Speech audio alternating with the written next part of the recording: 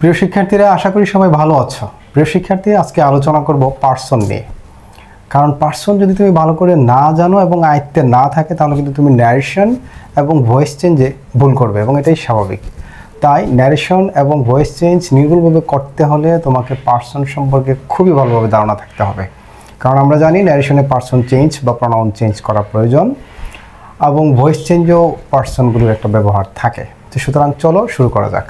ওকে, তোমরা বোর্ডে দেখতে পাচ্ছ আমি লিখে রেখেছি যে পার্সন বলতে আমরা সাধারণত কোনো ব্যক্তিকে বুঝি।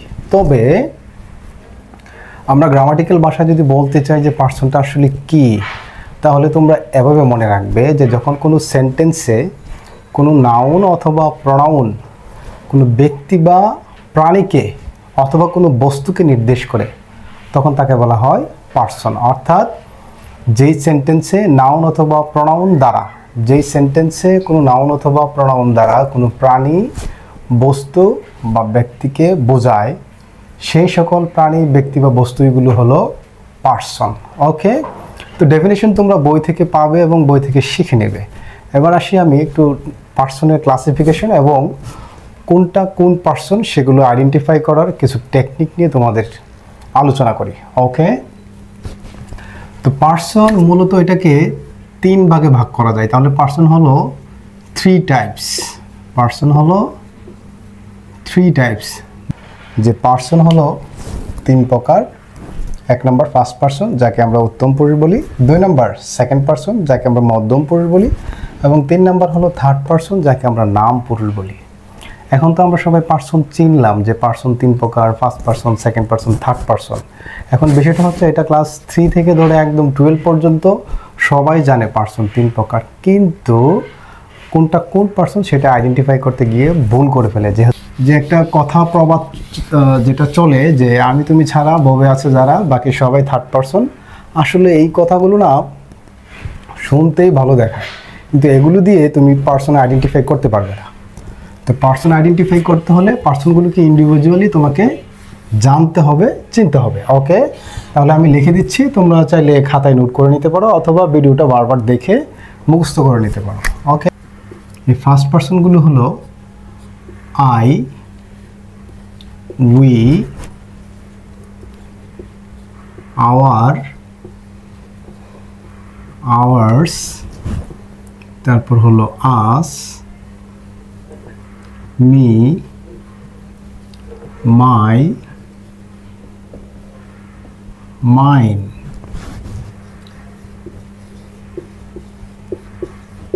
myself, ourselves। এগুলোই হলো ফার্স্ট পার্সন। এগুলো ছাড়া আর ফার্স্ট পার্সন নেই। সুতরাং তুমি যদি এই পার্সনগুলো চেনে রাখো, ন্যারেশন চেঞ্জে তোমার কাজে লাগবে। তাহলে I, we, our, ours, us, me, my, mine, myself, ourselves. These words are known as first person. So let's write the second person. You, your, yours, yourself, yourselves. These are second person. You, your, yours, yourself, yourselves। এই yourself এটা হলো singular, আর yourselves এটা হলো plural. ওকে, আরেকটা জিনিস মনে রাখো যে সেলফ যুক্ত, এই যে সেলফ যুক্ত যে পার্সনগুলো আছে এগুলোকে বলা হয় রিফ্লেক্সিভ প্রোনাউন। এটা যেন মনে থাকে, সেলফ যুক্ত পার্সনগুলো বলা হয় রিফ্লেক্সিভ প্রোনাউন। তো ভয়েস চেঞ্জ করার সময় রিফ্লেক্সিভ প্রোনাউন যদি কোনো বাক্যে থাকে, তাহলে ভয়েস চেঞ্জের স্বাভাবিক যে নিয়ম যে আমরা অবজেক্টকে সাবজেক্ট বানাই, সেই কাজটা করতে হয় না। সুতরাং ভয়েস চেঞ্জে গেলে এটা তোমরা শুনবে। এবার আমি লিখছি থার্ড পার্সনগুলো। Third person start with he. তোমরা সাথে সাথে মনে রাখবা, হি থেকে আরেকটা হয় হিম, হি থেকে আরেকটা হয় হিজ, হি থেকে আরেকটাও হয় পার্সন, সেটাকে বলা হয় হিমসেলফ। এইভাবে করে যদি পড়ো তাহলে পার্সনগুলো কখনোই ভুল হবে না, এবং এই সবগুলো কিন্তু থার্ড পার্সন। আরেকটা হলো আমরা জানি শি, শি থেকে একটা হয় অবজেক্ট হার, আবার শি এর পসেসিভ ফর্মও কিন্তু হার। ওকে, তারপরে হার থেকে আরেকটা হয় হারসেলফ। এই হারসেলফ, হিমসেলফ এগুলো কিন্তু রিফ্লেক্সিভ প্রোনাউন। ওকে, এগুলো যেন মনে থাকে।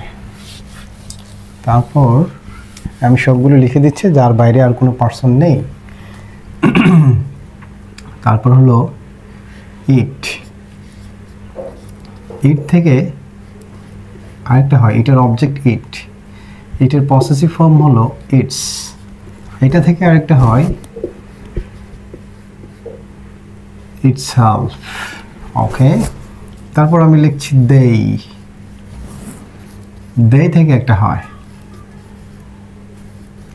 দেম, তারপর দে থেকে আরেকটা হয় দেয়ার, তারপর আরেকটা হয়